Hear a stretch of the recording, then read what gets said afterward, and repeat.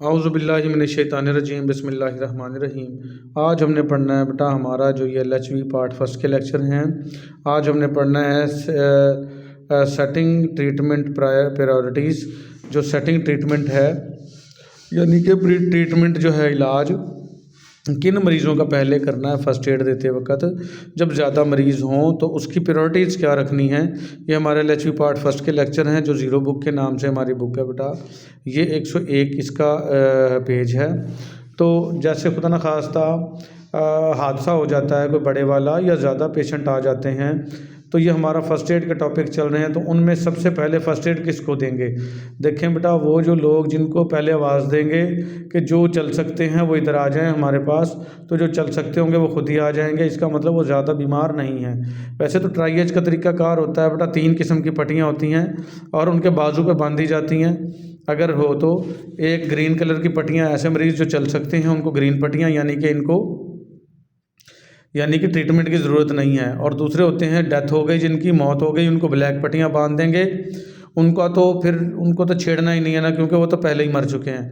लेकिन first priority होंगे red पट्टी वाले। तो ग्रीन, ब्लैक और रेड पट्टियाँ होंगी। तो रेड पट्टी वाले वो होंगे जो ज़्यादा शदीद बीमार होंगे, तो ऐसे लोगों को रेड पट्टियाँ बांधेंगे। और जो रेड पट्टियों वाले हैं उनको सबसे पहले ट्रीटमेंट की जाएगी। तो इसको हम कहते हैं सेटिंग ट्रीटमेंट प्रायोरिटीज़। तो हम देखते हैं बेटा, when taking care of emergency situation, जब आपने एमरजेंसी सूरत हाल की देखभाल करनी है, उसको हैंडल करना है। Where several patients are involve, जिसमें बहुत सारे मरीज़ इन्वॉल्व होंगे। Serious and unconscious patient are given priority, जो सीरियस होंगे और बेहोश, अनकॉन्शियस कहते हैं बेहोश मरीज़ बेटा, उनको आपने प्रायोरिटी देनी है, यानी कि उनको ज़्यादा तरजीह देनी है, सबसे पहले तवज्जो देनी है। इसको प्रायोरिटी कहेंगे। The people who are standing or sitting, आप वो लोग जो खड़े हो सकते हैं या बैठ सकते हों। एंड क्राइंग आउट, और जो चिल्ला रहे हों। इन पेन, दर्द से। एंड फ्राइट एंड खौफजदा हों। आर सर्टेनली कॉन्शियस, वो आम तौर पर भी होशमंद होंगे। कॉन्शियस कहते हैं होशमंद। अच्छा, 3 कंडीशनें होती हैं बेटा, कॉन्शियस होशमंद, अनकॉन्शियस बेहोश। तो दरमियानी एक कंडीशन होती है सेमी कॉन्शियस, यानी कुछ होश में कुछ बेहोश। तो अगर कोई शख्स उठ रहा हो, चल रहा हो, बैठ रहा हो, चिल्ला रहा हो, वो कॉन्शियस होंगे, होश में होंगे। एंड ब्रीथिंग, और सांस भी ले रहे होंगे। And are unlikely to be immediate danger, और इनको कोई फ़ौरन ख़तरा लायक नहीं होगा। Unless he or she is bleeding profusely, जब तक उनके अंदर से ब्लीडिंग अगर ना हो रही हो ज़्यादा। प्रोफ्यूजली कहते हैं बहुत शिद्दत से। तो कहते हैं ऐसे मरीज़ ख़तरे से बाहर होते हैं बशर्ते कि उनकी ब्लीडिंग ना हो रही हो, जो खड़े हो सकते हों, चिल्ला रहे हों या बैठ सक रहे हों। तो वो सांस भी ले रहे हैं और वो होशमंद भी हैं, ज़्यादा ख़तरे में नहीं हैं। तो फर्स्ट एड है बेटा 2 प्रायोरिटीज़, जिसको पहले तरजीह देनी है इन ट्रीटमेंट में, इलाज में। Of emergency patients are, emergency patient वो हैं बेटा। चेक द हार्ट बीट, उनकी हार्ट बीट चेक करनी, दिल की धड़कन। एंड रीस्टोर ब्रीथिंग, और उनकी ब्रीथिंग रीस्टोर करने की कोशिश करनी है, यानी मुंह के ऊपर मुंह रख के सांस भी देते हैं इसमें, या एम्बो बैग होता है उससे सांस देते हैं। तो और उसका दिल की धड़कन चेक करते हैं। अगरदिल की धड़कन नहीं आ रही तो उसको CPR करते हैं बेटा। उसके अंदर चेस्ट को कंप्रेस करना होता है, दबाना होता है। तो सबसे प्रायोरिटी में ये आएंगे। स्टॉप एनी ब्लीडिंग, अगर कोई ब्लीडिंग हो रही है तो उसको स्टॉप करेंगे, ये भी फर्स्ट प्रायोरिटी वाले हैं। Reduce the effect of shock, और अगर कोई शख्स शॉक में जा रहा है, सदमे में जा रहा है, बेहोशी की तरफ जा रहा है, उसके असरात को कम करेंगे। Do not leave an unconscious person lying on his back, और कोई भी बेहोश मरीज़ उसको अपनी कमर के बल बिल्कुल नहीं लेटा रहने देंगे, बल्कि उसको करवट दिलवाएंगे और उसकी ज़ुबान हलक में गिरने से बचाएंगे। बहुत सारे मरीज़ जो बेहोश हो जाते हैं और उनको आप सीधा लेटा देते हो तो उनकी ज़ुबान ही हलक में गिर के उनके सांस का रास्ता बंद कर देती है और उनकी मौत वाक़ई हो जाती है। तो ये थी बेटा फर्स्ट प्रायोरिटीज़ वाले। फिर आ जाएगा हार्ट एंड ब्रीथिंग देखनी है, दिल की धड़कन, ये इन सारी चीज़ों को पढ़ना हमने। ये जो 4 हैं ABCD। तो पहले इसमें हार्ट बीट और रीस्टोर ब्रीथिंग वाला देखना है। तो हार्ट, दिल और ब्रीथिंग वाले, ये एमरजेंसी इंतहाई सूरत हाल है बेटा। For the continuation of life, ज़िंदगी को जारी रखने के लिए इट इज़ इम्पोर्टेंट, बहुत ज़रूरी है। That the heart continues to beat, कि दिल आपका धड़कता रहे, बीट धड़कन को कहते हैं बेटा। एंड लंग्स रिमेन ब्रीथिंग, और फेफड़ों में सांस भी आती रहे। तो ज़िंदा रहने के लिए बहुत ज़्यादा ज़रूरी हैं ये दोनों चीज़ें, दिल भी और सांस भी। देयरफॉर द फर्स्ट टास्क, यही वजह है कि पहला काम इन एमरजेंसी सिचुएशन, एमरजेंसी की सूरत हाल में, is to check on these vital issues, ये 2 वाइटल इश्यूज़ सबसे पहले चेक करने हैं आपने, उसके दिल की धड़कन और उसकी सांस। The radial pulse is palpated, radial pulse आप देखेंगे बेटा, जो कलाई की पल्स होती है अंगूठे की सीध में बिल्कुल कलाई के ऊपर, ये रेडियस हड्डी होती है, इसके ऊपर की जो पल्स है वो रेडियल पल्स है। इज़ पल्पेटेड, आपने ये पल्पेट करनी है, देखनी है। Which is at the wrist, जो कि कलाई पे होगी। ऑन द थंब साइड, और अंगूठे की तरफ होगी। When palm is facing forward, जब हथेली सामने की तरफ हो। फेल द रेडियल पल्स, आपने रेडियल पल्स महसूस करनी है विद फिंगर टिप्स, अपनी उंगलियों के साथ। And not with the thumb, और अंगूठे के साथ नहीं, आपने फील करनी, उंगलियों के साथ फील करनी है। विच माइट गिव इनअक्यूरेट इम्प्रेशंस, जो कि हो सकता है इनअक्यूरेट इम्प्रेशन दे, थंब की बात हो रही है। That the patients pulse is working, कि मरीज़ की पल्स जो है वो वर्क कर रही है। अंगूठे से चेक करोगे ना, ऐसे महसूस होगा कि मरीज़ की पल्स चल रही है, उंगलियों से ऐसा नहीं होता, उंगलियों से चेक करना बेटा, फिंगर टिप से। If the radial pulse is not palpable, अगर रेडियल पल्स ना चल रही हो, the neck, then check the chest, फिर आपने सीना चेक करना, उसका सीना, दिल की धड़कन, इसको कहते हैं सीना, यानी कि सीना ऊपर नीचे हो रहा है, इसको कहते हैं look listen and feel, chest की धड़कन देखना।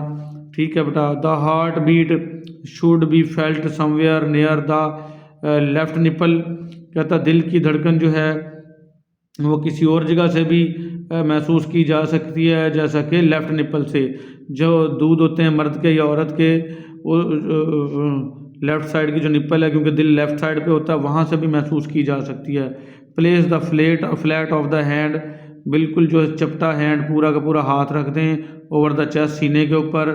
If it can not be felt, अगर यहाँ भी दिल की धड़कन महसूस नहीं हो रही, हेयर इधर assume the heart has stopped, आपने ये अंदाज़ा लगा लेना है कि दिल रुक चुका है बीटिंग, धड़कने से। And immediately undertake artificial resuscitation, और फिर आपने इसको मसनूई तौर पर रिससिटेट करना है। कार्डियक में मसाज करना आपने। कार्डियक मसाज कैसे होगा बेटा, जिसको CPR कहते हैं।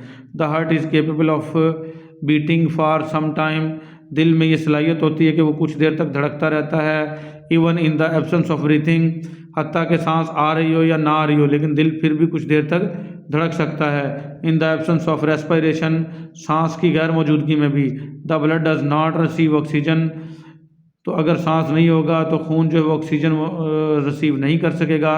And the blood reaching brain is deoxygenated, और वो खून जो दिमाग को पहुंच रहा है वो ऑक्सीजन से खाली हो जाएगा, यानी कार्बन डाइऑक्साइड होगी उसमें, तो उसको हम क्या कहेंगे, कार्बन डाइऑक्साइड ब्लड को डीऑक्सीजनेटेड ब्लड। और दिमाग के खुलिए बेटा यहाँ पे मरना शुरू हो जाएंगे। तो if the blood cells do not receive oxygen from more than 4 minutes, तो अगर खून के जो खुलिए हैं वो ऑक्सीजन को रिसीव ना करें तकरीबन 4 मिनट, दे डाई, ये मर जाते हैं। Since brain cells can not be replaced, और हत्ता के जो दिमाग के सेल मरते हैं उनको आप रिप्लेस नहीं कर सकते, और दिमाग मर गया तो समझ लो बेटा बंदा भी मर जाएगा। This will result in permanent brain damage, जिसके नतीजे में मुकम्मल तौर पर ब्रेन डैमेज हो जाएगा। इवन इफ़ पर्सन रिकवर्स, अगर कोई शख्स रिकवर हो भी जाए तो ब्रेन उसका मर जाएगा, यानी कि रिकवर नहीं हो सकेगा, और उसकी लाजमी तौर पर मौत होनी ही होनी है। इट इज़ देयर फॉर, यही वजह है, important to restore breathing at once, कि फ़ौरन आपने सांस को बहाल करना है। The common emergency method use for restoration breathing is mouth to mouth resuscitation, common emergency method है जो कि इस्तेमाल किया जाएगा रिससिटेशन के लिए। ब्रीथिंग ली जाएगी, मुंह के ऊपर मुंह रख के ही सांस दिया जाएगा। तो ये था हमारा बेटा दिल की धड़कन और सांस। ठीक है, फिर आ जाएगा आपका दूसरी कंडीशन, स्टॉप ब्लीडिंग। अगर कहीं से ब्लड जा रहा है आपका तो ब्लीडिंग रोकनी है आपने। Once the heart and breathing is restored, अगर दिल और सांस आपने बहाल कर लिया, the next step is to look for any signs of bleeding, तो फिर आपने कोई दूसरी सूरत हाल ये देखनी है कि खून तो नहीं बह रहा कहीं इसका। Sometimes if there is serious and profuse bleeding, कभी कभार शदीद किस्म की और परफ्यूज़ किस्म की ब्लीडिंग होती है।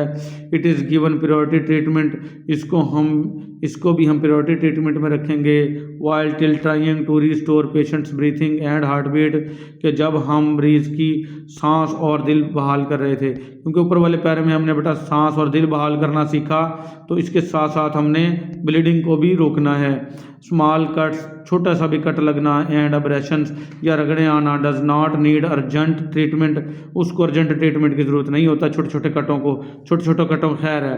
बट इफ़ द आर्टरी और वेन इज कट, लेकिन अगर आर्टरी कट गई या वेन कट गई, द पेशेंट में लॉस ब्लड, मरीज़ का खून ज़्यादा बह सकता है, एंड में गो टू शॉक, और वो बेहोशी में जा सकता है, एंड इवन डाई, और मर भी सकता है in the few minutes, Chand he minute में।